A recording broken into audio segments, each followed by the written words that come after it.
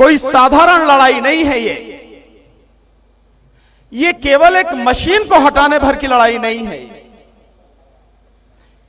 ये लड़ाई इस देश के 140 करोड़ नागरिकों और इस देश के 100 करोड़ मतदाताओं के संवैधानिक अधिकार, मूल अधिकार और मानव अधिकारों को बचाने की लड़ाई है साथियों।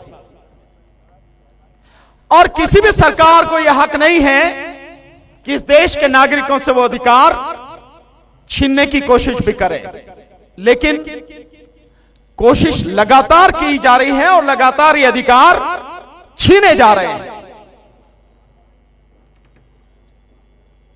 माननीय वामन मेश्राम साहब तो बहुत लंबे समय से ईवीएम की बात कर रहे हैं, पर हम लोग 30 मई 2019 जब मोदी सरकार ने दिल्ली में जंतर मंतर पर 2019 में 5 बार आंदोलन किया, ईवीएम कैसे गड़बड़ी होती है ये इसी बार नहीं तब भी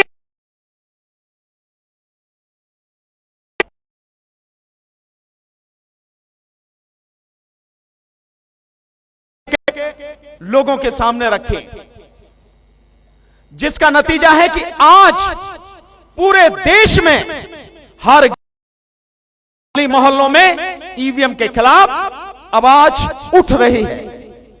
और केवल उठ नहीं रही, बहुत मजबूती के साथ में आवाज।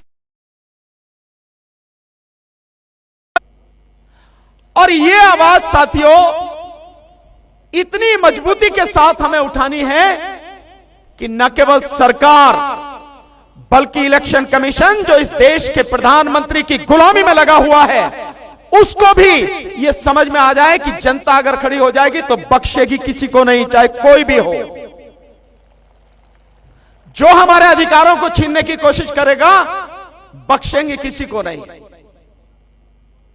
इलेक्शन कमीशन जिसकी जिम्मेदारी है इस देश में स्वतंत्र, निष्पक्ष और पारदर्शी चुनाव कराने की, वो इलेक्शन कमीशन अपनी जिम्मेदारी न निभा के, अपना संवैधानिक दायित्व न निभा के सरकार की गुलामी में लगा हुआ है।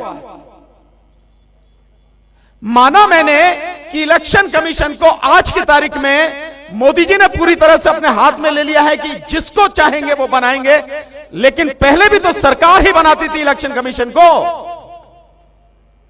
बावजूद उसके इस देश ने टीएन शेषन जी जैसा इलेक्शन कमिश्नर देखा है, उनको भी तो सरकार ने नियुक्त किया था, लेकिन उस व्यक्ति ने अपने आप को मानसिक गुलाम न बना के देश के संविधान और देश की जनता के प्रति ईमानदारी से अपनी जिम्मेदारी निभाई और किसी भी सरकार की बात न मानकर स्वतंत्र, निष्पक्ष और पारदर्शी चुनाव कराया।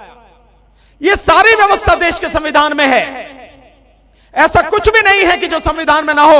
अभी आदरणीय